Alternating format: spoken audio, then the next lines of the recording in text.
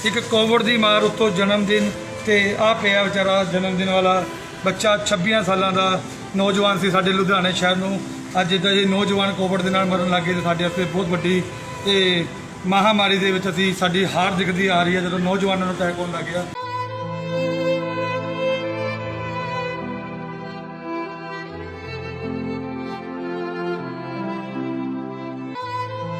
3-3:30 बजे रिपोर्ट आई। बहुत कहने के बाद उन्होंने रिपोर्ट दी हमें। 3-3:30 बजे रिपोर्ट आई जिसके अंदर पापा को कोरोना पॉजिटिव निकला। लेकिन जैसे हमने कहा कि अब तो कोरोना पॉजिटिव आ गया, अब तो आइसोलेशन में शिफ्ट कर दो, ट्रीटमेंट शुरू करो, तो उन्होंने अपने हाथ खड़े कर दिए। कहते हमारे पास बेड नहीं है, हम आपको एडमिट नहीं करेंगे, आप गवर्नमेंट हॉस्पिटल ले जाओ। मेरी आंखों के सामने पापा मेरे को कहते बुला के कहते मेरे को सांस नहीं आ रही, कहते मेरे को प्रॉब्लम हो रही है सांस आने में। मैं उनको ये कह रहा था, मैं कहा मेरे को पता है पापा नहीं आ रही। मैं इतना रिक्वेस्ट किया वहाँ पे लेकिन किसी ने मेरी बात नहीं सुनी। और 4-4:30 बजे जब पापा की तबीयत बहुत ज़्यादा ख़राब हो गई, पापा ने मेरे को बुलाया। मेरे को कहते अब मेरे से सांस ली ही नहीं जा रही। मैं एकदम से वहाँ पे रो पड़ा। वाहिगुरू जी का खालसा वाहिगुरू जी की फतेह। गुर प्यारे कोरोना महामारी जिसने पूरी दुनिया ਨੂੰ कष्ट ਵਿੱਚ विपता ਵਿੱਚ ਪਾਇਆ ਹੋਇਆ ਹੈ, ਪਰ ਭਾਰਤ ਵਿੱਚ ਪੰਜਾਬ ਵਿੱਚ ਕੋਰੋਨਾ ਨੂੰ ਲੈ ਕੇ ਕਿੰਨੀ ਕੀ ਸੰਗੀਨ ਹੈ ਸਰਕਾਰ, ਕਿੰਨਾ ਕੀ ਸੰਗੀਨ ਹੈ ਸਿਹਤ ਵਿਭਾਗ, ਇਸ ਦਾ ਜਿਉਂਦਾ ਜਾਗਦਾ ਸਬੂਤ ਲੁਧਿਆਣੇ ਵਿੱਚ ਵੇਖਣ ਨੂੰ ਮਿਲਿਆ, ਜਿੱਥੇ ਇੱਕ ਵੱਡੇ ਉਦਯੋਗਪਤੀ ਨੂੰ ਜਦੋਂ ਪਤਾ ਲੱਗਿਆ ਕਿ ਉਸ ਨੂੰ ਕੋਰੋਨਾ ਵਾਇਰਸ ਹੈ ਤਾਂ ਉਸ ਨੂੰ ਹਸਪਤਾਲ ਵਿੱਚ ਬੈੱਡ ਤੱਕ ਨਹੀਂ ਮਿਲਿਆ। ਅਸੀਂ ਗੱਲ ਕਰ ਰਹੇ ਹਾਂ ਲੁਧਿਆਣਾ ਦੇ ਨਾਮੀ ਹਸਪਤਾਲ DMC ਦੀ। ਲੁਧਿਆਣਾ ਦੇ ਕਾਰੋਬਾਰੀ ਸੰਜੀਵ ਨਾਗਪਾਲ, ਜਿਨ੍ਹਾਂ ਦੀ ਬੀਤੇ ਕਈ ਦਿਨਾਂ ਤੋਂ ਤਬੀਅਤ ਖਰਾਬ ਸੀ, ਜਿਨ੍ਹਾਂ ਦਾ ਪੁੱਤ ਬਾਰ-ਬਾਰ ਉਹਨਾਂ ਨੂੰ ਹਸਪਤਾਲ ਲਿਜਾਂਦਾ ਰਿਹਾ, ਪਰ ਹਰ ਹਸਪਤਾਲ ਵਿੱਚ ਉਹਨਾਂ ਨੂੰ ਦਾਖਲ ਕਰਨ ਤੋਂ ਮਨਾ ਕਰਦੇ ਰਹੇ, ਸਿਰਫ ਇਸ ਲਈ ਕਿ ਉਹਨਾਂ ਦੇ ਕੋਲ ਕੋਰੋਨਾ ਦੀ ਰਿਪੋਰਟ ਨਹੀਂ ਸੀ। ਤੇ ਰਿਪੋਰਟ ਵਾਸਤੇ ਲਗਾਤਾਰ ਇਹ ਪਰਿਵਾਰ ਇੰਤਜ਼ਾਰ ਕਰ ਰਿਹਾ ਸੀ ਤੇ ਇੱਕ ਪੁੱਤ ਆਪਣੇ ਪਿਤਾ ਨੂੰ ਤਿਲ-ਤਿਲ ਮਰਦੇ ਵੇਖ ਰਿਹਾ ਸੀ। ਤੇ ਪਿਤਾ ਦੀ ਮੌਤ ਤੋਂ ਬਾਅਦ ਇਸ ਪੁੱਤ ਨੇ ਆਪਣੀ ਸਾਰੀ ਹੱਡ ਬੀਤੀ ਦੱਸੀ, ਭਰੇ ਮਨ ਨਾਲ ਦੱਸਿਆ ਕਿ ਕਿੱਦਾਂ ਆਪਣੇ ਪਿਤਾ ਨੂੰ ਲੈ ਕੇ ਇਹ ਹਸਪਤਾਲ ਤੇ ਬਾਹਰ ਬੈਠਿਆ ਰਿਹਾ, ਕਿੱਦਾਂ ਇਸ ਦੇ ਪਿਤਾ ਨੂੰ ਆਕਸੀਜਨ ਤੱਕ ਲਾਉਣ ਵਾਸਤੇ ਕੋਈ ਨਹੀਂ ਆਇਆ, ਤੇ ਕਿੱਦਾਂ ਆਖਿਰ ਸੰਜੀਵ ਨਾਗਪਾਲ ਆਪਣੀ ਜ਼ਿੰਦਗੀ ਦੀ ਜੰਗ ਹਾਰ ਗਿਆ ਮਾੜੀਆਂ ਸਰਕਾਰਾਂ ਦੀਆਂ ਮਾੜੀਆਂ ਨੀਤੀਆਂ ਦੇ ਕਰਕੇ, ਮਾੜੀਆਂ ਸਿਹਤ ਸਹੂਲਤਾਂ ਕਰਕੇ। ਆਓ ਇਸ ਪੁੱਤ ਦਾ ਦਰਦ ਸੁਣਾਉਣ ਤੋਂ ਪਹਿਲਾਂ ਤੁਹਾਨੂੰ ਵਿਖਾਉਂਦੇ ਹਾਂ ਕਿ ਕਿੱਦਾਂ ਇੱਕ 26 ਸਾਲਾ ਨੌਜਵਾਨ ਕਿਸੇ ਦਾ ਪੁੱਤ ਕੋਰੋਨਾ ਵਾਇਰਸ ਦੀ ਭੇਟ ਚੜਿਆ, ਕਿੱਦਾਂ ਇੱਕ ਪੁੱਤ ਆਪਣੇ ਪੇ ਨੂੰ ਬਚਾਉਣ ਵਾਸਤੇ ਧਰਤੀਆਂ ਚਲੋ ਇਹ ਲੁਧਿਆਣਾ ਸ਼ਹਿਰ ਦੇ ਵਿੱਚ ਅੱਜ ਇੱਕ ਹੋਰ ਜਿਹੜੀ ਕੋਰੋਨਾ ਪੀੜਤ ਡੈਥ ਹੋਈ ਹੈ। 26 ਸਾਲਾਂ ਦਾ ਇੱਕ ਨੌਜਵਾਨ ਲੁਧਿਆਣਾ ਦੁਗਰੀ ਸ਼ਹਿਰ ਦੇ ਰਹਿਣ ਵਾਲੇ ਇਲਾਕੇ ਦੇ ਜਨਮਦਿਨ ਵੀ ਅਸੀਂ ਅੱਜ ਉੱਤੋਂ ਬੜੀ ਦੁਖਦਾਈ ਘਟਨਾ ਕਿ ਇਹਨਾਂ ਦਾ ਗੌਤਮ ਕੁਮਾਰ ਜੀ ਦਾ ਅੱਜ ਜਨਮਦਿਨ ਵੀ ਸੀ, ਜਿਨ੍ਹਾਂ ਦੀ ਕੋਵਿਡ ਦੇ ਨਾਲ ਡੈਥ ਹੋਈ ਹੈ। 26 ਸਾਲ ਦੇ ਨੇ, ਉਹਨਾਂ ਦੇ ਬ੍ਰਦਰ ਖੜੇ ਨੇ। ਪਰਿਵਾਰ 'ਚ ਬਹੁਤ ਵੱਡਾ ਇੱਕ ਦੁੱਖ ਦਾ ਭਾਣਾ ਵਰਤਿਆ ਜੋ ਕਿ ਦੇਖਿਆ ਨਹੀਂ ਜਾ ਰਿਹਾ ਹੈਗਾ। ਬਹੁਤ ਵੱਡੇ ਤਨਾਤ ਦੇ ਵਿੱਚ ਦੇਖਿਆ ਹੈ। ਇੱਕ ਕੋਵਿਡ ਦੀ ਮਾਰ ਉੱਤੋਂ ਜਨਮਦਿਨ ਤੇ ਆ ਪਿਆ ਵਿਚਾਰਾ ਜਨਮਦਿਨ ਵਾਲਾ ਬੱਚਾ 26 ਸਾਲਾਂ ਦਾ ਨੌਜਵਾਨ ਸੀ ਸਾਡੇ ਲੁਧਿਆਣੇ ਸ਼ਹਿਰ ਨੂੰ ਅੱਜ ਜੋ ਇਹ ਨੌਜਵਾਨ ਕੋਵਿਡ ਦੇ ਨਾਲ ਮਰਨ ਲੱਗ ਗਏ ਤਾਂ ਸਾਡੇ ਵਾਸਤੇ ਬਹੁਤ ਵੱਡੀ ਇਹ ਮਹਾਮਾਰੀ ਦੇ ਵਿੱਚ ਅਸੀਂ ਸਾਡੀ ਹਾਰ ਦਿਖਦੀ ਆ ਰਹੀ ਹੈ ਜਦੋਂ ਨੌਜਵਾਨਾਂ ਨੂੰ ਅਟੈਕ ਹੋਣ ਲੱਗ ਗਿਆ। ਬਾਕੀ ਦਾ ਸਾਰਾ ਲਾਈਵ ਤੁਹਾਨੂੰ ਅਸੀਂ ਲਾਈਵ ਦਿਖਾਵਾਂਗੇ। ਸੰਸਕਾਰ ਦੀ ਰਸਮ ਟ੍ਰੈਫਿਕ ਮਾਰਸ਼ਲ ਟੀਮ ਲੁਧਿਆਣਾ ਵੱਲੋਂ ਦੀ ਚਲੋ 1 2 3 ਚਲੋ ਜੀ ਚਲੋ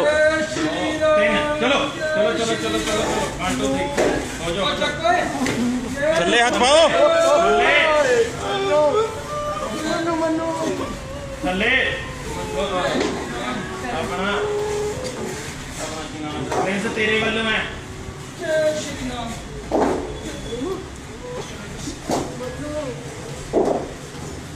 ਹਾਂ ਓਕੇ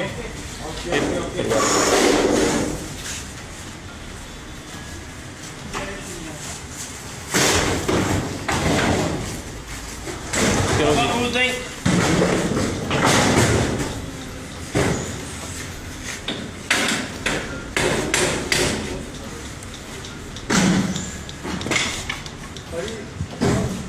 आगे आ जाओ भाई साहब। हाँ मेरे तो दूर होकर छो जी। हाँ दूरों छो।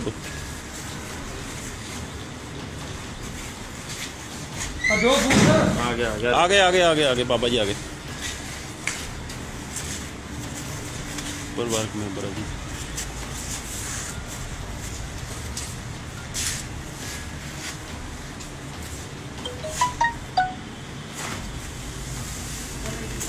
आ जाओ भाई थोड़े जगह आओ आओ अगे ਭਾਈ ਧਿਆਨ ਨਾਲ ਸੁਣੋ ਤੁਸੀਂ ਖੁਦ ਪਿੱਛੇ ਪਕੜਨਾ ਮੇਰੇ ਤੋਂ ਦੂਰ ਰਹਿਣਾ ਕਿਉਂਕਿ ਅਸੀਂ ਬੋਡੀ ਟੱਚ ਕੀਤੀ ਹੋਈ ਹੈ ਅੱਗੋਂ ਦੀ ਮੈਂ ਖੁਦ ਤੁਹਾਡੀ ਪੂਰੀ ਹੈਲਪ ਕਰੂੰਗਾ ਅੱਗੋਂ ਨੇ ਬੁਲਾਓ ਚਲੋ ਜੀ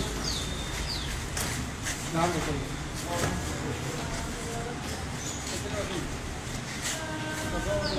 ओम बुद्धो तत्विद्रवरेण्यं भर्गो देवस्य धीमहि धियो यो नः प्रचोदयात् जामाय स्वाहा तपाय स्वाहा तप्तमानाय स्वाहा लोहिते स्वाहा लोहितमानाय स्वाहा साइड पे करो साइड पे करो स्वाहा तप्त भूते स्वाहा साइड पे फोर साइड पे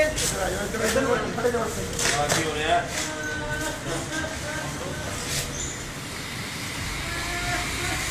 आगे लगी है हाँ जी हाँ जी ले आओ जी ਜਾਵੇ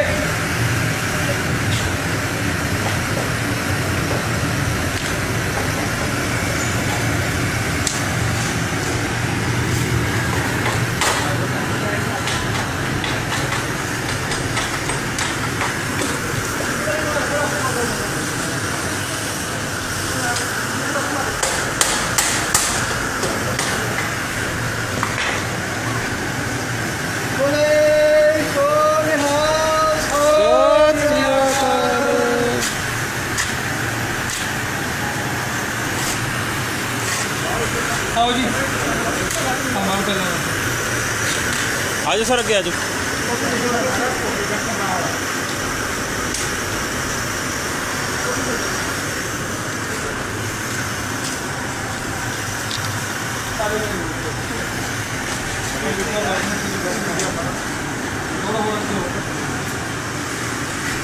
पहले आया करो यार कुछ भी जाओ दुखे ना लाए क्या लाओ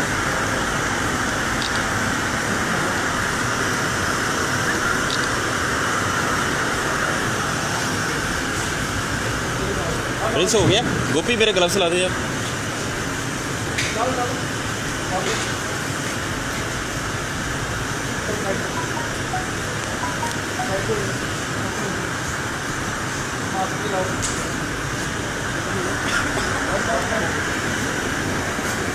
जाओ मैं ला दूंगा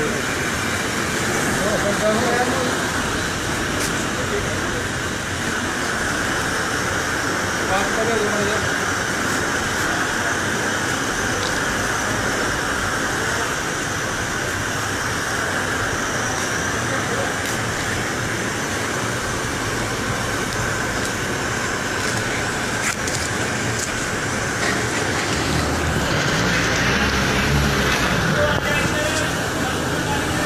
हाँ बब्बू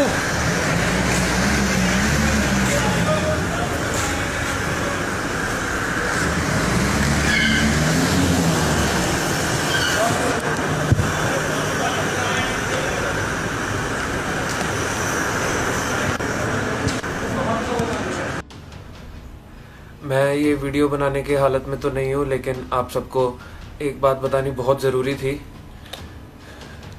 4-5 दिन पहले मेरे फादर एक्सपायर हुए हैं and he was corona positive.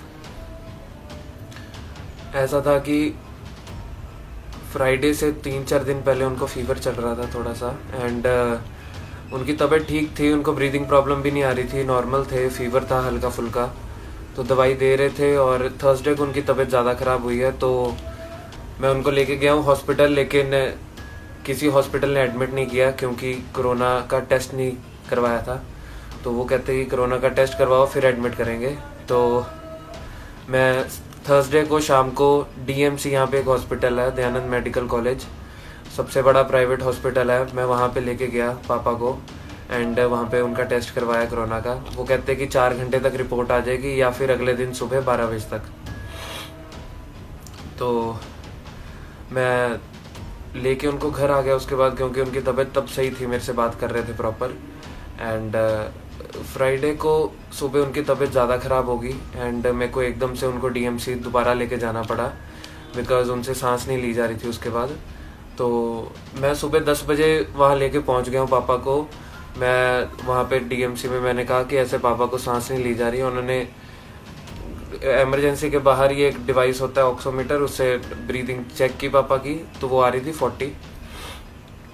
मतलब नॉर्मल एक इंसान में मतलब 99-100 इतनी होनी चाहिए ऑक्सीजन लेवल एंड 90 से नीचे जाए तो ऑक्सीजन देनी पड़ जाती है एंड 60 से नीचे डेंजर होता है। तो पापा की आ रही थी 40 ऑक्सीजन मास्क लगाने के बाद।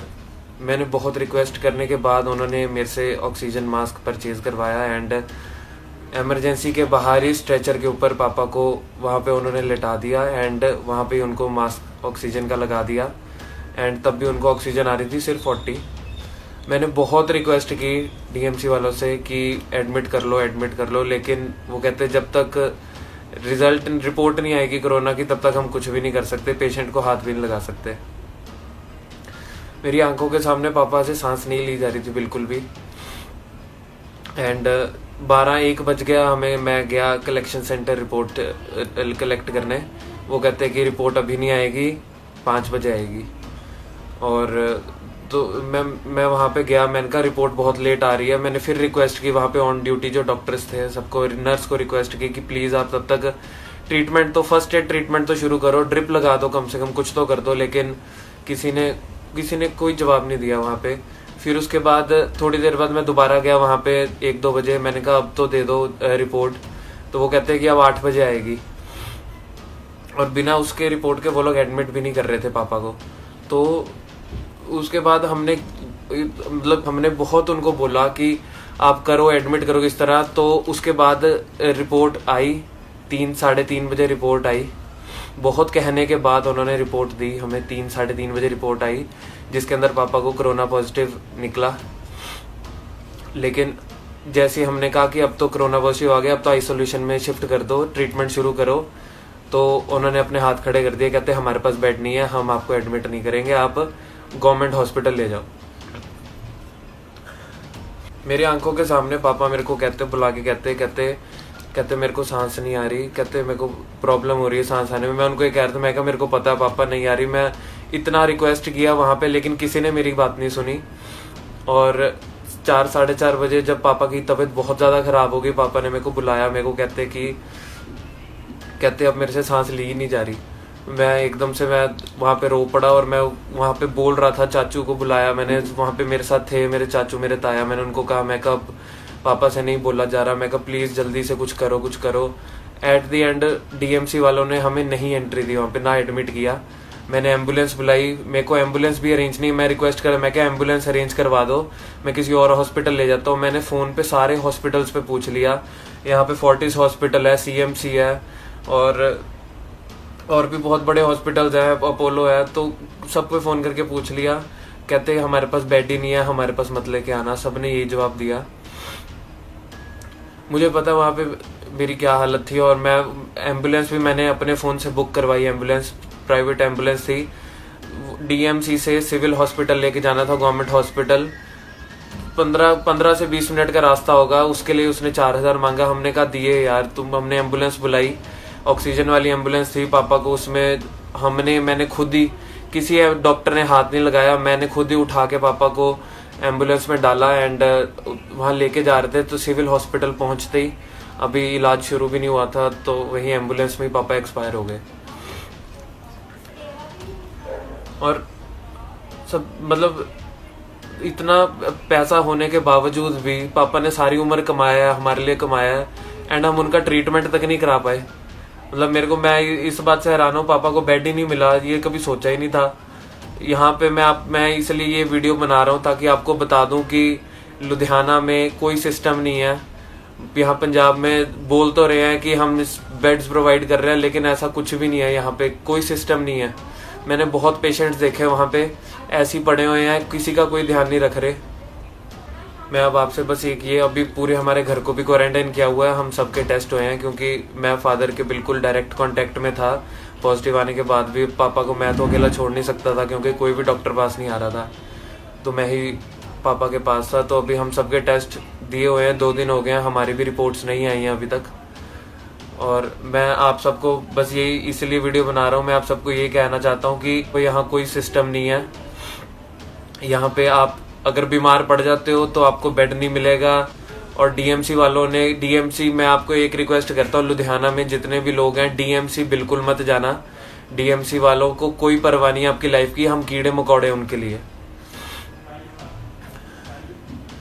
मैं बहुत ट्राई कर रहा हूँ मैं इस वीडियो में ना रहूँ, तो बस अब मैं वीडियो एंड करने लगा हूँ। आप लोग बस मेरी ये रिक्वेस्ट है कि मैं 2-3 दिन से मेरे को अब ये पता लग गया कि अगर आप लोगों में से कोई किसी को बुखार लगता है तो सबसे पहले जाके टेस्ट करवा लो कोरोना का, क्योंकि 2-3 दिन तो रिपोर्ट्स आने में लग जाते हैं और ट्रीटमेंट शुरू होते होते बहुत टाइम लग जाता है, तब तक केस बिगड़ ना जाए। बस जिसको थोड़ा बहुत बुखार लगता है वो जाके करवाए टेस्ट अपना। और सिविल हॉस्पिटल जो है वो है लेवल 2 हॉस्पिटल है, बाकी सारे प्राइवेट हॉस्पिटल लेवल 3 हैं। तो सबसे पहले सिविल हॉस्पिटल जाओ। सिविल हॉस्पिटल वालों के पास लिस्ट होती है कि कौन से हॉस्पिटल में कौन सा बेड खाली है, वो लिख के देते हैं, तो पेशेंट को एंट्री होती है किसी और बड़े हॉस्पिटल में। तो ये सिस्टम किसी को नहीं पता, ना कोई अवेयर कर रहा है, तो आप लोग रश कर सकते हो सबसे पहले सिविल हॉस्पिटल। मशीनरी वहाँ पे नहीं है, वेंटिलेटर वहाँ पे नहीं है, मेरे को पता है, लेकिन आप लोग अगर पैसा है, अप्रोच है, तो आप लोग सिविल हॉस्पिटल में से लिखवा सकते हो कि किसी बड़े हॉस्पिटल रिकमेंड कर दें, तो फिर वो भेज देते हैं। बाकी जितना आप लोग प्रिकॉशन ले सकते हो, ये कोरोना कोई मजाक नहीं है, अब तो हमारे साथ ही बीत गई ये चीज़। तो ਗੁਰਪਿਆਰਿਓ ਅੰਤतः ਇੱਕੋ ਹੀ ਗੱਲ ਕਹਿਣਾ ਚਾਹਾਂਗੇ, ਕਰੋਨਾ ਵਾਇਰਸ ਜਿਹੀ ਮਹਾਮਾਰੀ ਪੂਰੀ ਦੁਨੀਆ ਨੂੰ ਤਬਾਹ ਬਰਬਾਦ ਕਰ ਰਹੀ ਹੈ, ਪਰ ਜੇਕਰ ਸਰਕਾਰਾਂ ਚਾਹਣ ਤਾਂ ਆਖਿਰ ਕੀ ਨਹੀਂ ਕਰ ਸਕਦੀਆਂ। ਪਰ ਇਸ ਮਹਾਮਾਰੀ ਦੇ ਦੌਰ ਦੇ ਵਿੱਚ ਵੀ ਸਰਕਾਰਾਂ ਸਿਰਫ ਆਪਣੀਆਂ ਜੇਬਾਂ ਭਰਨ ਵਿੱਚ ਜੁਟੀਆਂ ਹੋਈਆਂ ਨੇ ਕਿ ਇਸ ਤਰੀਕੇ ਉਹ ਟੈਕਸ ਲਗਾ ਦੇਣ, ਕਿ ਇਸ ਤਰੀਕੇ ਪੈਟਰੋਲ ਡੀਜ਼ਲ ਦੇ ਰੇਟ ਵਧਾ ਦੇਣ, ਕਿ ਇਸ ਤਰੀਕੇ ਮੋਟੇ ਬਿੱਲ ਆਵਾਮ ਦੇ ਮੱਥੇ ਮੜ ਦੇਣ।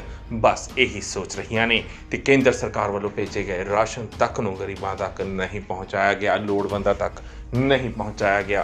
बहुत सारे बिजनेस, बहुत सारे धंधे अजिहे ने जो पूरी तरह नाल तबाह बर्बाद हो चुके ने, पर सरकारां नूं इस नाल कोई फर्क नहीं पैंदा, क्योंकि वो वड्डे अहुदेदार ने ते उन्हां दे चुल्हे हमेशा मगदे रहिंदे ने। इसलिए हुण यह पंजाब की आवाम नूं तय करना है कि आगामी 2022 ਦੀਆਂ ਚੋਣਾਂ ਵਿੱਚ ਕੀ ਅਜਿਹੀਆਂ ਬੁੱਚੜ ਸਰਕਾਰਾਂ ਨੂੰ ਤੁਸੀਂ ਮੁੜ ਚੁਣਨਾ ਹੈ ਜਾਂ ਕਿਸੇ ਤੀਜੀ ਚੰਗੀ ਸਾਫ਼ ਸੁਥਰੀ ਧਿਰ ਨੂੰ ਬਹੁਮਤ ਦੇ ਨਾਲ ਜਿਤਾ ਕੇ ਪੰਜਾਬ ਦੀ ਸੱਤਾ ਤੇ ਕਾਬਜ਼ ਕਰਵਾਉਣਾ ਹੈ, ਤਾਂ ਜੋ ਜਿਹੜੀਆਂ ਜੋਕਾਂ ਪੰਜਾਬ ਦੀ ਆਵਾਮ ਨੂੰ ਸਿਆਸਤਦਾਨ ਬਣ ਕੇ ਚਿਪਕੀਆਂ ਹੋਈਆਂ ਨੇ ਉਹਨਾਂ ਤੇ ਲੂਣ ਪਾਇਆ ਜਾ ਸਕੇ ਤੇ ਪੰਜਾਬ ਦੀ ਆਵਾਮ ਦੇ ਪਿੰਡੇ ਤੋਂ ਇਹ ਜੋਕਾਂ ਲਾਈਆਂ ਜਾ ਸਕਣ।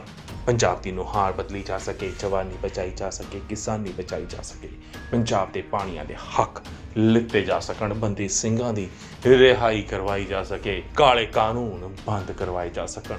तो ये सब इस मसले तक की सोचते हैं, अपने विचार नीचे कमेंट्स ਦੇ ਵਿੱਚ ਜ਼ਰੂਰ ਦੇਣਾ।